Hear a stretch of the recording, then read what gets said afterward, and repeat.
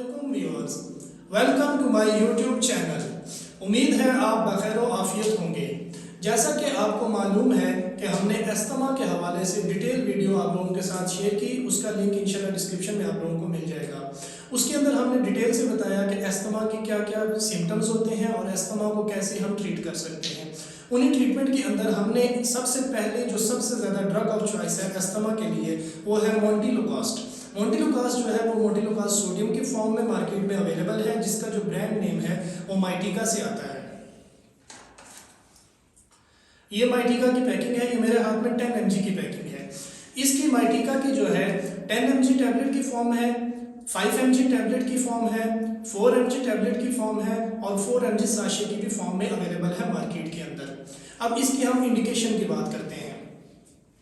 माइटिका की जो इंडिकेशन है वो 3 मेजर इंडिकेशन है।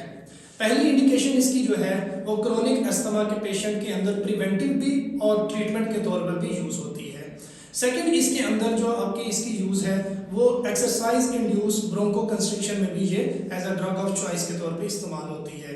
थर्ड जो इसकी इंडिकेशन है वो हमने ऑलरेडी थोड़ी सी डिस्कस की हुई है, जो कि हमने सीजनल और एलर्जिक राइनाइटिस में बताया था कि जहाँ पर आपके पास सॉफ्टिन रिजिक्स उसके अंदर ये आपके पास माइटिका भी as an adjunct therapy use होती है, क्योंकि ये स्मूथ मसल को रिलैक्स करती है, जिसकी वजह से ब्रोंको कंस्ट्रिक्शन को ये ख़त्म करती है। अब हम इसके मैकेनिज्म ऑफ एक्शन की बात कर लेते हैं। मैकेनिज्म ऑफ एक्शन इसका इस तरह से है कि ये ल्यूकोट्राइन जो रिसेप्टर है उसके एंटागोनिस्ट के तौर पे एक्ट करती है। जब ल्यूकोट्राइन रिसेप्टर एंटागोनिस्ट के तौर पर एक्ट करती है तो ये क्या करती है, ये स्मूथ मसल को रिलैक्स कर देती है। स्मूथ मसल को रिलैक्स करती है और साथ में जो एयरवे के पैसेज में इन्फ्लेमेशन हुई होती है उसको भी कम से कम करती है। आसान अल्फाज में कि जो एस्थमेटिक पेशेंट है उनके जो सांस लेने में उनको जो दुश्वारी होती है उसको उसके अंदर ये बहुत ज़्यादा रिलीफ देती है। अब हम इसके डोजेज फॉर्म पे चले जाते हैं। डोजेज कुछ इस तरह से हैं इसकी कि इसके फ्रॉम 6 months to 6 years तक जो डोज है वो 4 mg टैबलेट च्यूएबल की फॉर्म में है या फिर 4 mg साशे की फॉर्म में है, और इसकी जो रिकमेंडेड डोज है वो एट नाइट यूज़ की जाती है। इसके बाद फ्रॉम एज 6 to age 14 इसकी जो डोज है वो 5 mg की टैबलेट की फॉर्म में एट नाइट वंस डेली है। इसके बाद after age 15 to so on adult में जो है वो 10 mg की रिकमेंडेड डोज है एट नाइट, यानी कि वंस डेली इसको इस्तेमाल किया जाता है। इसके बाद इसकी कंकमेंट हम कहते हैं कि ये आपके पास ब्रोंकोडायलेटर्स के साथ इसको दिया जाता है एस्थमेटिक पेशेंट में। तो उसके बारे में अगर थोड़ी सी डिटेल देखी जाती है तो ये कहा जाता है कि ब्रोंकोडायलेटर्स इसके साथ स्टार्टिंग में दिए जाते हैं और उसके बाद ब्रोंकोडायलेटर्स की जो डोज है उसको आहिस्ता आहिस्ता से कम किया जाता है। उसके ऊपर इंशाल्लाह डिटेल वीडियो आप लोगों को मिल जाएगी, जो कि हम इसी चैप्टर के अंदर यानी कि एस्थमेटिक पेशेंट के ट्रीटमेंट के अंदर ही आगे एक वीडियो बनाएंगे, जिसमें हम बेटनिलान मुख्तलिफ जो हमारे पास है कॉर्टिकोस्टेरॉइड उनके ऊपर हम डिटेल वीडियो बनाएंगे।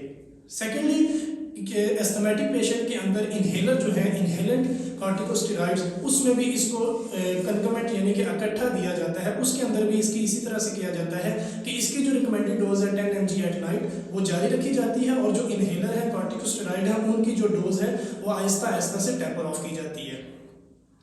इसके बाद अगर हम इसके प्रेगनेंसी की कैटेगरी की बात करते हैं और लैक्टेटिंग मदर की बात करते हैं तो इसके हवाले से इतनी डिटेल जो है इसके वेल नोन इसकी जो स्टडी है वो डेवलप नहीं है, इसीलिए इसको अवॉइड किया जाता है एस्थमेटिक पेशेंट में भी और साथ में एलर्जिक पेशेंट के अंदर भी। इसके बाद अगर हम इसकी जो है ड्रग इंट्रैक्शन की बात करते हैं तो ड्रग इंट्रैक्शन में क्योंकि इसका जो मोंटिलोकास्ट सोडियम है उसका मैकेनिज्म ऑफ एक्शन इस तरह से है कि ल्यूकोट्राइन रिसेप्टर एंटागोनिस्ट के तौर पर एक्ट करता है, इसी वजह से मुख्तलिफ स्टडीज़ में देखा गया है कि इसकी drug interaction as compare to बाकी ड्रग्स के बहुत ही कम है। इसी वजह से इसका सेकेंडली इसकी जो मैक्सिमम डोज है एक दिन में वो 900 mg पर डे तक भी जा सकती है, जो कि पॉसिबल ही नहीं है क्योंकि 10 mg इसकी डोज अवेलेबल है। इसीलिए इसका हमारे पास मार्जिन ऑफ सेफ्टी इसके अंदर बहुत ज़्यादा है।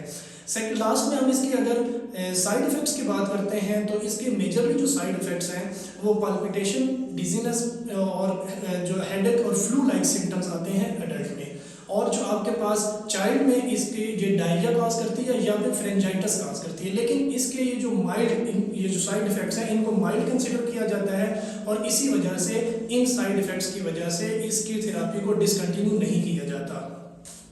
इंशाल्लाह नेक्स्ट वीडियो के अंदर हम इसी क्लास के अंदर डॉक्सोफाइलिन जो है उसके ऊपर डिटेल ओवरव्यू करेंगे।